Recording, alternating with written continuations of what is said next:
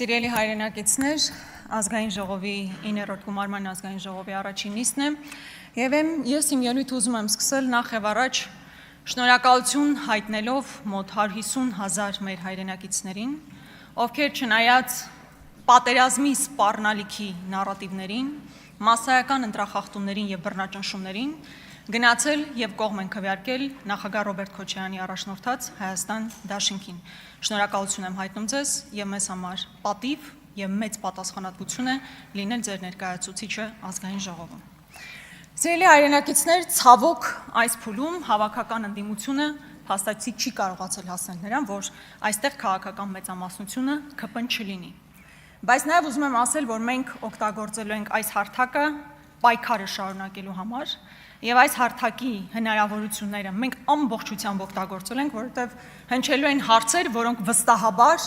այս իշխանության եւ որևէ ներկայացուցիչ չի բարձրաձայնելու։ Մասնավորապես մենք ինչպես խոսել, այնպես էլ շարունակելու ենք խոսել Բաքվում պահվող մեր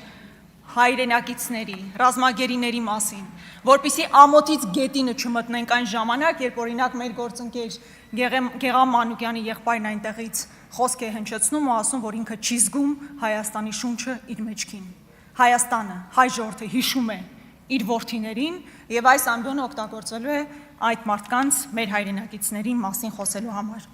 Մենք խոսելու ենք մեր անվտանգության մասին։ Այսօր շատ հետաքրքիր դիսկուրս ծավալվեց մեր գործընկեր Իշխան Սաղաթելյանը շատ հստակ հարցադրում է հնչեցնում Ռոբեն Ռուբինյանին, ասում է Տիգրանաշենի հանձնման վտանգ կա որպես անկլավ։ Դրա պատասխանը ինքը իր բնույթով լեզվաբանական այո կամ ոչ պատասխանը ենթադրող հարց է, որին չհնչեց ոչ պատասխանը։ Այսինքն բոլոր հիմքերն ունեն կարծելու, որ հերթական տարածքային զիջումները հնարավոր են լինել եւ սիրելի ընդդիմադիր գործընկերներ մեր այստեղ գտնվելու նպատակը նաեւ դիմակայել այդ օրակարգերին։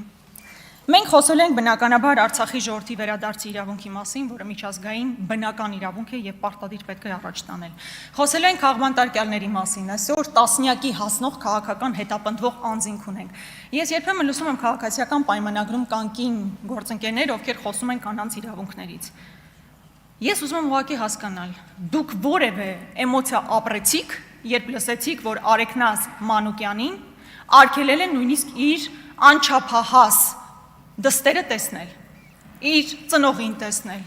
Լավ, քաղաքական բռնաճնշում, առավոտից իրիկուն կանանց իրավունքների մասին եք խոսում, բա կնոջ խախտված իրավունքը որևէ կերպ չեք տեսնում այստեղ։ Եվ առհասարակ մենք այստեղ ենք իհարկե խոսելու, սիրելի հայրենակիցներ, ձեզանից յուրաքանչյուրի խնդրի մասին։ Մենք ձեր կողքին ենք լինելու։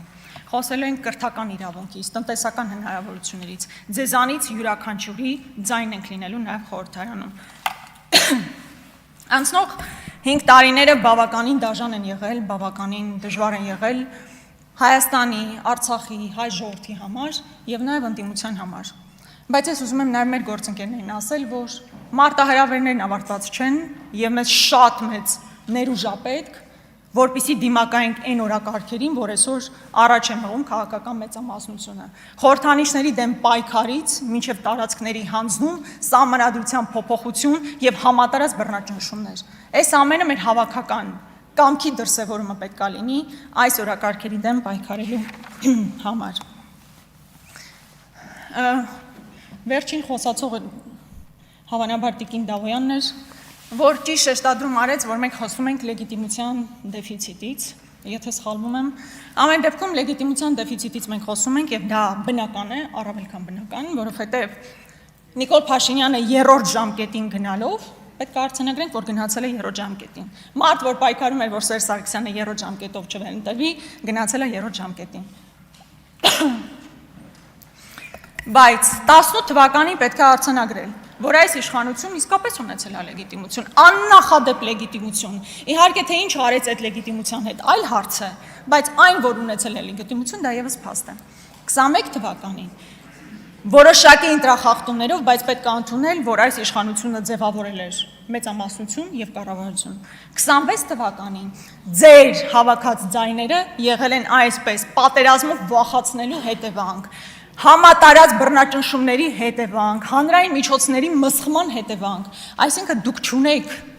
այն լեգիտիմությունը, որ ունեցել է 21 թվականին կամ նույնիսկ 18 թվականին։ Եվ հետևաբար մեր ասածը առավել քան ճշմարիտ է, որ դուք ունեք լեգիտիմության դեֆիցիտ եւ հետևաբար նաեւ ամբողջ կառավարությունը։ Մերսի, պարոն Մանուկյան։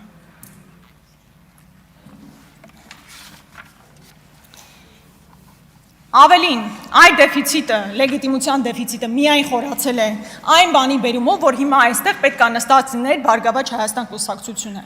Բարգավաճ Հայաստանին ձայն են տվել մոտ 60,000 մեր հայրենակիցներ։ Դուք ուղղակի ոտատակ եք տվել մեր հայրենակիցների քվեն եւ մոտեցումը, իրենց քաղաքական դիրքորոշումը։ Այստեղ Բարգավաճ Հայաստանը պետք է լիներ եւ դուք կերել եք իրենց ձայները։ Այդ դրանով նաեւ դուք լեգիտիմ չեք։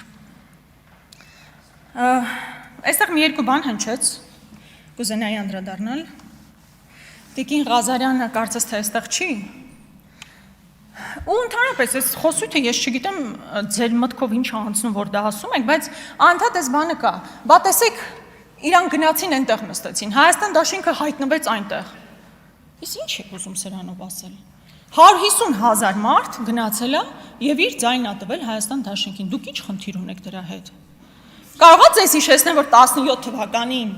Երբ հանրապետական կուսակցությունը ձևավորեց իշխանություն, էլի Նիկոլ Փաշինյանը այնտեղ նստած էր։ 18 թվականին ինչ եղավ։ 18 թվական, չգիտեմ, այդ նույն տեղն։ Բալավ, բա 18 թվականին ինչ եղավ այդ ամեն ինչի հետ։ 17 թվականին հանրապետական իշխանությունը ձևավորել էր մեծամասնություն, Նիկոլ Փաշինյանը այնտեղ նստած էր, ու ես չեմ կարծում հանրապետականին ինչ որ տենց բանով խոսեցին, էլի որ տեսեք, իրեն գնացել այնտեղ նստել են։ Հարգանքով մոտեցեք մեր հայրենակիցների դիրքորոշմանը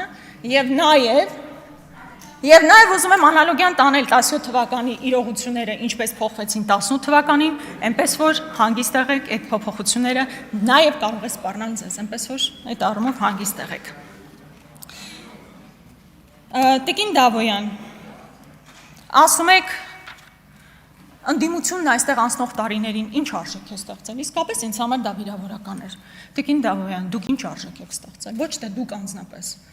Ընդհանրապես որևէ իշխանություն կարելի է դատել իր արդյունքներով։ Այդ արդյունքով ինչ եղավ, Արցախը էթնիկ զտման է ենթարկվել, մեր տարածքներն օկուպացված են, անմռունչ պատերազմ եք հայտարարել մեր խորհրդանիշների դեմ, եթե դա ձեր արժեքն է,